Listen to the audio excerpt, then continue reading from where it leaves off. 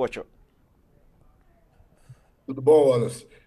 Ontem, entre outros absurdos, o Musk falou que não ia cumprir decisões da justiça brasileira, né?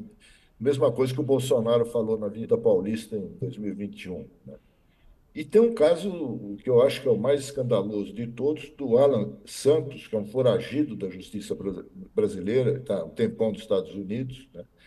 E que voltou a publicar no Twitter o blog dele, a coluna dele lá. O que pode ser feito pela justiça brasileira contra esse Alan Santos e contra o Elon Musk, que autorizou isso, que é evidentemente uma provocação? A falta de uma legislação clara, regras do jogo definidas, como a gente comentou no começo do jornal, né, que agora a Câmara adiou tempo indeterminado a PL das fake news. Isso permite que qualquer um faça o que quiser aqui no Brasil. O que a justiça brasileira concretamente pode fazer com Elon Musk e com Alan Santos? Poxa, esse é um ótimo ponto. Primeiro, a falta da legislação não tira da justiça instrumentos para fazer cumprir os deveres gerais, né, de evitar danos a pessoas, a direitos fundamentais, à democracia. O problema é que a falta de legislação, ela joga no colo do Poder Judiciário não só a responsabilidade para regular o que não está regulado, como também a exposição perante a opinião pública. Fica parecendo que o Judiciário está criando algo, está inventando algo e se expõe substancialmente ao Poder Judiciário, que, na verdade, está simplesmente tendo que agir diante da omissão dos outros poderes. Mas é um problema, né? Essa falta de parâmetro é um problema porque abre margem para uma série de críticas, algumas críticas bastante legítimas, outras críticas não são legítimas. O ponto aqui é e a pergunta que você coloca, Coach, é muito importante. O que pode ser feito com relação ao Elon Musk ou com relação ao Alan dos Santos, o Alan Santos, já condenado, né, por uma série de medidas? Bem, do ponto de vista do Alan dos Santos, o Brasil e os Estados Unidos não têm um acordo, né, recíproco de extradição, o que dificulta, por exemplo, um pedido de extradição dele, que o Brasil tem uma péssima tradição de extradição recíproca, seja de americano para os Estados Unidos, de brasileiro que esteja nos Estados Unidos para o Brasil. Em segundo lugar, né, já que não se extradita, né, um país se recusa a extraditar o nacional do outro país, o que pode ser feito, o que poderia ser feito, pelo menos em tese, seria buscar o cumprimento das decisões judiciais condenatórias nos Estados Unidos, como nós vimos, por exemplo, no caso do Robinho aqui recentemente Exato, no exato. Brasil. O problema é que, para que isso aconteça, o cumprimento da decisão fica dependendo do ordenamento jurídico americano. Então, são os Estados Unidos que dizem se eles vão fazer cumprir uma sentença brasileira lá. E isso vai envolver, por exemplo, eles aferirem se o crime que foi cometido pelo Alan dos Santos no Brasil também é crime nos Estados Unidos. E a informação que eu tenho, pelo menos nesse momento, é de que não seria, ou pelo menos essa é uma defesa do Alan dos Santos para evitar o cumprimento. Então, o Brasil fica amarrado. Ele não consegue fazer cumprir a sentença penal condenatória e não consegue também extraditar o seu nacional, que condenado está se valendo desse exílio autoimposto, né, na verdade, para não, fuga, na verdade, não é um exílio, né, uma fuga para não fazer cumprir a sua decisão. Então, é difícil hoje, né, enquanto o Alan Santos estiver nos Estados Unidos, hoje, pelo menos, é difícil fazer com que, assegurar que a justiça brasileira o alcance. E no caso do Elon Musk, isso é ainda mais difícil. Porque o Elon Musk, eu sei que ele tem cidadania sul-africana, eu não tenho 100% de certeza se também tem a cidadania americana, mas se tiver a cidadania Tem as americana, duas.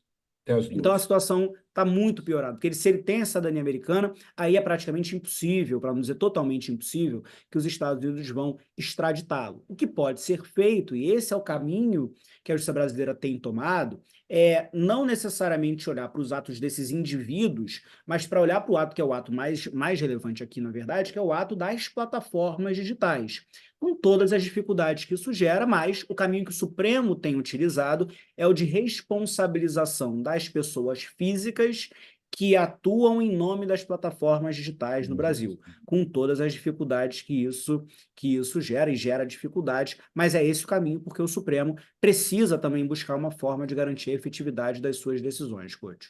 pois é. Obrigado. Professor, os americanos dos Estados Unidos argumentaram que, no caso do Alan dos Santos, ele não teria cometido um crime, estaria sendo pedido a extradição dele por um crime de opinião. há uma polêmica em torno também da atuação do Alexandre de Moraes. Quer dizer, em que medida o Alexandre de Moraes está exagerando ou não está exagerando? Qual a sua opinião? A minha opinião é que o ministro Alexandre de Moraes está exercendo os poderes tais que um relator de um processo penal tem. E isso é uma coisa que gera estranhamento para um americano.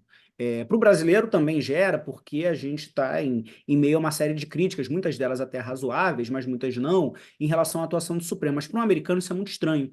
Essa ideia de um relator, um ministro que é o responsável pelo caso, e que profere, como relator, decisões sozinho, depois que vão ser referendadas pela corte, essa não é uma visão que é muito clara para um americano em primeiro lugar. Muito menos a ideia de decisões que são tomadas antes do final do processo. No Brasil é muito comum, né? A gente prende com tranquilidade, né? A pessoa foi presa na rua, um jovem negro é preso na rua, parece que talvez tenha cometido algum crime, a gente nem pergunta, a gente prende cautelarmente. E isso não acontece só com jovens negros, acontece no processo penal brasileiro como um todo. A gente aplica prisões preventivas com muita tranquilidade. Pode ser o caso de a gente discutir se isso deveria acontecer ou não, mas essa é a forma como o nosso processo penal funciona. O americano não funciona assim. O americano é muito raro, vai variar de estado para estado, mas é muito raro você ver uma antecipação da prisão, como acontece no Brasil por tanto tempo, uma prisão não definitiva. Junta tudo isso. O que um americano vê? Ele vê o ministro Alexandre de Moraes, um juiz solitário que manda prender os opositores dele. Ele não vê, como a gente vê no nosso sistema jurídico, um ministro relator que tem que tomar decisões urgentes, porque é assim que funciona o processo penal no Brasil, e que toma essas decisões urgentes depois sendo avalizado ou não pelo tribunal que ele integra. Então, a sua pergunta é sobre se o ministro Alexandre de Moraes ele exagera. Existem aspectos de decisões do ministro Alexandre de Moraes que nós podemos discutir. Nós podemos discutir passos que o ministro dá. Só que essa discussão ela se dá em dois planos. Ela se dá aqui, como nós estamos fazendo, na sociedade civil, discutindo se os juízes em geral devem tomar decisões A, B ou C, e ela se resolve no plano recursal. O ministro Alexandre de Moraes ele decide sozinho, sim, num primeiro momento. Mas a Corte, o Supremo Tribunal Federal, seus 11 ministros, têm constantemente o poder de rever todas as decisões do ministro Alexandre de Moraes. E se não rever, a decisão não é só do ministro Alexandre de Moraes, a decisão é do Supremo Tribunal Federal, que pode errar, como qualquer tribunal pode errar, mas essa leitura que está emplacando, que está vencendo no debate público de que nós estamos falando de um ministro com superpoderes, ela tem que ser muito mitigada. É um ministro em que os outros ministros estão confiando, todos, ou a maioria, estão confiando para adotar as medidas que naqueles processos penais parecem ser as mais adequadas.